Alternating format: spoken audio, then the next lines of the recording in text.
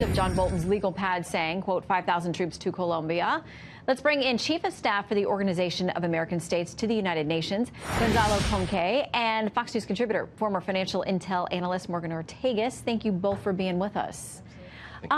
First of all, Morgan, I know that you had a FaceTime call with the opposition leader. What did you learn from that? What is the sense of how this now plays out?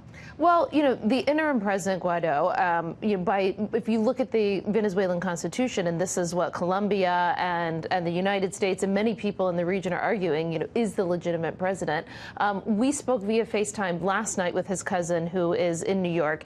There was a group of Venezuelans who cannot go back to the country because of, obviously, the current environment.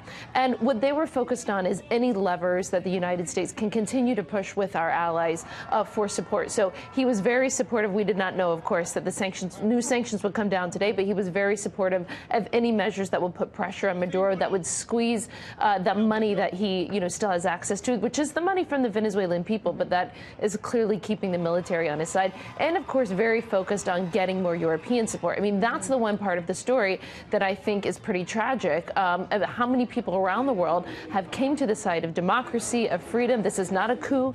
This is not regime change. This is a democratic process via the Constitution in Venezuela, and the Europeans really need to get on board here. And I know that's what he is appealing for in a very public way. I want to play a little bit of what the National Security Advisor John Bolton actually said when asked about what the options are today.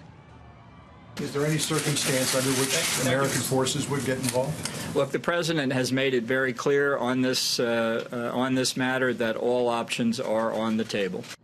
Gonzalo, we showed the notepad he had there, which said 5,000 troops to Colombia. Some people think it was a mistake. Some people think it was a message. What are the odds, you think, that the military gets involved here? And would that be a plus or minus for the Venezuelan people at this point? Shannon, at the OAS, we work, Secretary General Almagro and member states, for a peaceful transition to democracy in Venezuela. That's the utmost interest, democracy coming back to Venezuela, to have a democratic Venezuela once again. And Juan Guaido, the interim president, is an opportunity for restoring democracy in the country. At the same time, this 5,000 figure that everybody's talking about today, we can never forget that now in Venezuela we have more than 20,000 Cuban agents infiltrated in the country. And Venezuela has become a problem for the security and stability in the region. So rather than focusing on hypothetical aspects, I would remember these 20,000, more than 20,000 Cuban agents in the country. And that is a problem in a regime that is involved with drug dealing, with criminal activities, with terrorist organizations. So Venezuela has really become a problem for the region. Yeah. But of course, in this context, the work at the Organization of American States is towards the peaceful restoration of democracy in the country.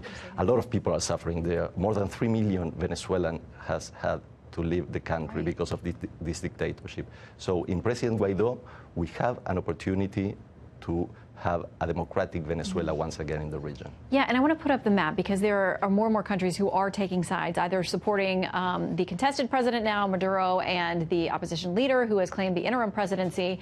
You can see there on the blue, those are those supporting the opposition leader Guaido, and in red, I mean, there are some pretty significant countries there, including one of our NATO allies, Turkey.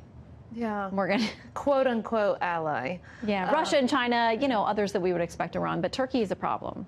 It is. And I think, it's important to remember, we get into these big geopolitical discussions, Shannon, about what are the Chinese doing? What are the Americans doing? What are the Russians doing? And I think it's easy to lose sight of the fact that people for many years have been starving in the streets there. There's violence. There's lack of basic goods, lack of medicine, lack of health care. And so this is a real human rights tragedy and crisis. I think that we all have to keep that in perspective. And that's why I think it's been such a smart strategy that the National Assembly and that the United States and the allies have pursued, is because there hasn't been some sort of military intervention. This has been going by the letter of the law via the Venezuelan Constitution. I think that that's a really important point here. And Gonzalo, finally, a word to the people of Venezuela as we watch this play out? The word to the people of Venezuela is the message that Secretary General Almagro has been conveying, and it is they are not alone. The Organization of American States is working for democracy in the country, but not only the organization, many governments in the region, as you were mentioning.